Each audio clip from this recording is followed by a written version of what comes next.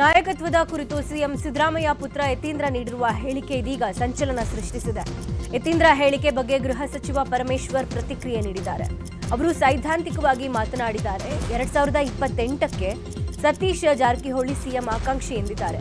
ಅಂದ್ರೆ ಅದು ತುಂಬಾ ದೂರ ಇದೆ. ಲೀಡರ್ಶಿಪ್ ವಿಚಾರವಾಗಿ ಅವರು ಮಾತನಾಡಿಲ್ಲ ಅಂದ್ರು.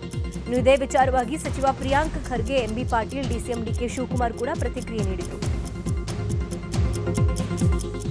ಇನ್ನು ಯತೀಂದ್ರ ಹೇಳಿಕೆ ಬಗ್ಗೆ ಸಚಿವ ಸತೀಶ್ ನ್ಯೂಸ್ 18ಗೆ ಪ್ರತಿಕ್ರಿಯೆ ನೀಡಿದ್ದು, ಯಾರಾದರೂ ಒಬ್ರು ಅಹಿಂದ ನಾಯಕತ್ವ ವಹಿಸಬೇಕು ಅಂತ ಯತೀಂದ್ರ ಹೇಳಿದ್ದಾರೆ ಅಷ್ಟೇ.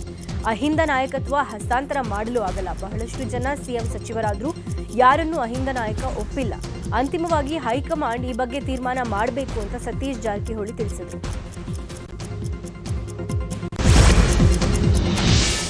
ನವೆಂಬರ್ 9ಕ್ಕೆ ರಾಜ್ಯಕ್ಕೆ ಬರುವಂತೆ ಕಾಂಗ್ರೆಸ್ ವರಿಷ್ಠ ರಾಹುಲ್ ಗಾಂಧಿಗೆ ಡಿಸಿಎಂ ಡಿಕೆ ಶಿವಕುಮಾರ್ ಆಹ್ವಾನ ನೀಡಿದ್ದಾರೆ.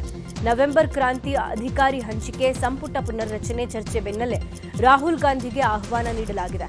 ಕೆಪಿಸಿಸಿಯಿಂದ ನಡೆಯಲಿರುವ ಗಾಂಧಿ ಶತಮಾನೋತ್ಸವ ಕಾರ್ಯಕ್ರಮಕ್ಕೆ ಆಹ್ವಾನ ನೀಡಲಾಗಿದ್ದು, ಗೌರಿಬಿದನೂರಿನ ವಿದುರಾಶ್ವತ್ಥದಲ್ಲಿ ಕಾರ್ಯಕ್ರಮ ನಡೆಯಲಿದೆ. ಆದರೆ ಸದ್ಯ ಬಿಹಾರ ಚುನಾವಣೆಯಲ್ಲಿ ರಾಹುಲ್ ಗಾಂಧಿ ಬ್ಯುಸಿ ಆಗಿರುವ ಹಿನ್ನೆಲೆ ಇವತ್ತು ರಾಹುಲ್ ಗಾಂಧಿ ಗ್ರೀನ್ ಸಿಗ್ನಲ್ ನೀಡಿಲ್ಲ ಅಂತ ಹೇಳಲಾಗ್ತಾ ಇದೆ. ಎಲ್ಲರೂ ನವೆಂಬರ್ ಕ್ರಾಂತಿ ಅಂತ ಹೇಳ್ತಾರೆ, ನಾನು ಹೇಳ್ತೀನಿ ಡಿಸೆಂಬರ್ ಕ್ರಾಂತಿ ಆಗುತ್ತೆ ಅಂತ ಶಾಸಕ ಶಿವಗಂಗಾ ಬಸವರಾಜ್ ತಿಳಿಸಿದ್ದಾರೆ. ಈ ಕುರಿತು ದಾವಣಗೆರೆಯಲ್ಲಿ ಮಾತನಾಡಿದ ಅವರು, ಸಿಎಂ ಬದಲಾವಣೆ ವಿಚಾರ ಬಗ್ಗೆ ಹೈಕಮಾಂಡ್ ತೀರ್ಮಾನ ಮಾಡುತ್ತೆ. ಯತೀಂದ್ರ ಈ ತರ ಹೇಳಿಕೆ ನೀಡಿ ಪಕ್ಷಕ್ಕೆ ಮುಜುಗರ ಉಂಟು ಮಾಡಬಾರದು. ಈ ರೀತಿಯ ಬಾಲಿಶ ಹೇಳಿಕೆ ನೀಡಿದ್ರೆ ಪಕ್ಷಕ್ಕೆ ಡ್ಯಾಮೇಜ್ ಆಗುತ್ತೆ. ಈ ಬಗ್ಗೆ ಹೈಕಮಾಂಡೇ ಕ್ರಮ ಕೈಗೊಳ್ಳಬೇಕು ಅಂತ ಹೇಳಿದ್ದಾರೆ. ಬೀದರ್ ನಾರಂಜ ಸಹಕಾರ ಸಕ್ಕರೆ ಕಾರ್ಖಾನೆ ಚುನಾವಣೆಯಲ್ಲಿ ಜೆಡಿಎಸ್ ಬೆಂಬಲಿತ ಅಭ್ಯರ್ಥಿಗಳು ಗೆದ್ದು ಬೀಗಿದ್ದಾರೆ. ಸಹಕಾರ ಕ್ಷೇತ್ರದಲ್ಲಿ ಮತ್ತೆ ನಾಗಮಾರಪಳ್ಳಿ ಕುಟುಂಬ ಪಾರುಪತ್ಯ ಸಾಧಿಸಿದೆ. 13ಕ್ಕೆ 13 ಸ್ಥಾನಗಳನ್ನು ಜೆಡಿಎಸ್ ಬೆಂಬಲಿತ ಅಭ್ಯರ್ಥಿಗಳು ಗೆದ್ದು ಬೀಗ್ತಿದ್ದಾರೆ. ಇನ್ನು ಸೂರ್ಯಕಾಂತ್ ಮತ್ತು ಉಮಾಕಾಂತ್ ನಾಗಮಾರಪಳ್ಳಿ ನೇತೃತ್ವದ ಪೆನ್ನಾಲ್ಗೆ ಭರ್ಜರಿ ಗೆಲುವು ಸಿಕ್ಕಿದೆ. ಡಿಸಿಎಂ ಡಿಕೆ ಶಿವಕುಮಾರ್ ಬೆಂಗಳೂರು ದಕ್ಷಿಣದ ಹಲವೆಡೆ ರಸ್ತೆಗಳನ್ನು ಪರಿಶೀಲನೆ ನಡೆಸಿದ್ದಾರೆ. ಬನೇರುಘಟ್ಟ ರಸ್ತೆ, ಜಿಗಣಿ, ಬೊಮ್ಮಸಂದ್ರ, ಕೈಗಾರಿಕಾ ಪ್ರದೇಶ, ಎಲೆಕ್ಟ್ರಾನಿಕ್ ಸಿಟಿ, ಚಂದಾಪುರದಲ್ಲಿ ರೌಂಡ್ಸ್ ಹಾಕಿ ಖುದ್ದು ಪರಿಶೀಲನೆ ನಡೆಸಿದರು. ಬಳಿಕ ಮಾಧ್ಯಮಗಳಿಗೆ ಮಾತನಾಡಿದ ಡಿಕೆಶಿ, ಈಗ ಆನೇಕಲ್, ಸರ್ಜಾಪುರ ಭಾಗದಲ್ಲಿ ವೀಕ್ಷಣೆ ಮಾಡಿದ್ದೇನೆ. ಮುಂದೆ ಇದು ಬೆಂಗಳೂರು ಸಿಟಿ ಲಿಮಿಟ್ಸ್ಗೆ ಸೇರುತ್ತೆ ಅಂತ ಹೇಳಿದರು. ಧರ್ಮಸ್ಥಳದಲ್ಲಿ ಶವಗಳನ್ನು ಹೂತಿಟ್ಟು ಆರೋಪ ಪ್ರಕರಣಕ್ಕೆ ಸಂಬಂಧಪಟ್ಟಂತೆ ತನಿಖೆ ಅಂತಿಮ ಘಟ್ಟದಲ್ಲಿದೆ. ಎಸ್ಐಟಿ ತನಿಖೆ ಮುಂದುವರೆದಿದ್ದು, ಮುಂದಿನ ವಾರವೇ ಕೋರ್ಟ್ಗೆ ವರದಿ ಸಲ್ಲಿಕೆಗೆ ಸಿದ್ಧ ಮಾಡಿಕೊಳ್ಳಲಾಗುತ್ತೆ. ಈ ಬಗ್ಗೆ ಸರ್ಕಾರ ಕೂಡ ಶೀಘ್ರ ವರದಿ ನೀಡುವಂತೆ ಎಸ್ಐಟಿಗೆ ಸೂಚಿಸಿತ್ತು. ಹೀಗಾಗಿ ಮುಂದಿನ ವಾರ ವರದಿ ಸಲ್ಲಿಕೆ ಆಗಲಿದ್ದು ಭಾರೀ ಕುತೂಹಲ ಸೃಷ್ಟಿಸಿದೆ. ರಾಜ್ಯದ ಎಸ್ಸಿ ಎಸ್ಟಿ ಹಾಸ್ಟೆಲ್ಗಳಲ್ಲಿ ಹಾಸಿಗೆ ದಿಂಬು ಕೊರತೆ ಹಾಗೂ ಮೂಲ ಸೌಕರ್ಯ ಕೊರತೆ ಬಗ್ಗೆ ನ್ಯೂಸ್ 18 ಅಭಿಯಾನ ಮಾಡ್ತಿದೆ. ಈ ಕುರಿತು ಸಮಾಜ ಕಲ್ಯಾಣ ಇಲಾಖೆ ಸಚಿವ ಎಚ್.ಸಿ. ಮಹದೇವಪ್ಪ ಪ್ರತಿಕ್ರಿಯಿಸಿದ್ದಾರೆ. ನ್ಯೂಸ್ 18 ಅಭಿಯಾನ ಮಾಡ್ತಿರೋದಕ್ಕೆ ಸಂತೋಷ. ವಸ್ತುಸ್ಥಿತಿಯ ವರದಿ ಕೊಟ್ಟರೆ ಅದರ ಪ್ರಕಾರ ಕ್ರಮ ಕೈಗೊಳ್ತೇವೆ. ಹೊಸದಾಗಿ 40-50 ಹಾಸ್ಟೆಲ್ ಆರಂಭಿಸಿದ್ದೇವೆ.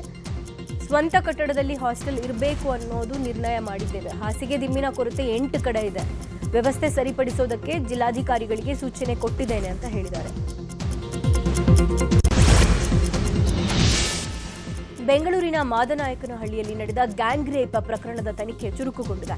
ಪೊಲೀಸರು ಈವರೆಗೂ ಒಟ್ಟು 4 ಬಂಧಿಸಿದ್ದಾರೆ. ಘಟನೆಗೆ ಪ್ರಮುಖ ಕಾರಣ ಮಿಥುನ್ ಅನ್ನೋದು ತನಿಖೆಯಲ್ಲಿ ಬೆಳಕಿಗೆ ಬಂದಿದೆ.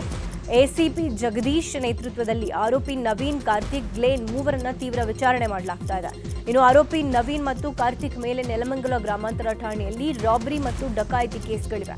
ಇನ್ನು ಇದೇ ವಿಚಾರವಾಗಿ ಗೃಹ ಸಚಿವ ಪರಮೇಶ್ವರ್ ಪ್ರತಿಕ್ರಿಯೆ ನೀಡಿದ್ದು, ಈಗಾಗಲೇ 4 ಅರೆಸ್ಟ್ ಮಾಡಲಾಗಿದೆ. ಕಾನೂನು ಪ್ರಕಾರ ಕ್ರಮ ಕೈಗೊಳ್ತೇವೆ ಅಂತ ತಿಳಿಸಿದ್ದಾರೆ. ಸಿಎಂ ತವರಲ್ಲಿ ಭ್ರೂಣ ಹತ್ಯೆ ಪ್ರಕರಣ ಬೆಳಕಿಗೆ ಬಂದಿದೆ. ಮೈಸೂರು ತಾಲೂಕಿನ ಹನುಗನಹಳ್ಳಿಯಲ್ಲಿ ಘಟನೆ ನಡೆದಿದೆ. ಆರೋಗ್ಯ ಇಲಾಖೆ ಹಾಗೂ ಪೊಲೀಸರ ಜಂಟಿ ಕಾರ್ಯಾಚರಣೆ ನಡೆಸಿ ಭ್ರೂಣ ಹತ್ಯೆ ಮಾಡುತ್ತಿದ್ದವರನ್ನ ಅರೆಸ್ಟ್ ಮಾಡಿದ್ದಾರೆ. ಐಷಾರಾಮಿ ಮನೆಯಲ್ಲಿದ್ದ ಕಿಡಿಗೇಡಿಗಳು ಅಲ್ಲೇ ಭ್ರೂಣ ಹತ್ಯೆ ಮಾಡುತ್ತಿದ್ದರಂತೆ. ಖಚಿತ ಮಾಹಿತಿಯ ಮೇರೆಗೆ ದಾಳಿ ಮಾಡಿದ ಅಧಿಕಾರಿಗಳು ಕೃತ್ಯಕ್ಕೆ ಬಳಸಿದ್ದ ಪರಿಕರಗಳ ಸಮೇತ ಆರೋಪಿಗಳನ್ನು ವಶಕ್ಕೆ ಪಡೆದಿದ್ದಾರೆ. ಬನ್ನೂರಿನ ಎಸ್ಕೆ ಹಾಸ್ಪಿಟಲ್ ಮಾಲಕಿ ಶ್ಯಾಮಲಾ, ಶಿವಕುಮಾರ್, ಡಿ ಸಾಲುಂಡಿ ಗ್ರಾಮದ ಹರೀಶ್ ಎನ್ನುವವರನ್ನ ಪೊಲೀಸರು ವಶಕ್ಕೆ ಪಡೆದಿದ್ದಾರೆ. ವೈದ್ಯೆ ಕೃತಿಕಾ ರೆಡ್ಡಿ ಕೊಲೆ ಪ್ರಕರಣದ ತನಿಖೆ ಚುರುಕುಗೊಂಡಿದೆ. ಪತ್ನಿ ಕೊಲೆ ಮಾಡಿದ ಬಳಿಕ ಆರೋಪಿ ಮಹೇಂದ್ರ ರೆಡ್ಡಿಗೆ ಪಾಪ ಪ್ರಜ್ಞೆ ಕಾಡ್ತಿತ್ತಂತೆ.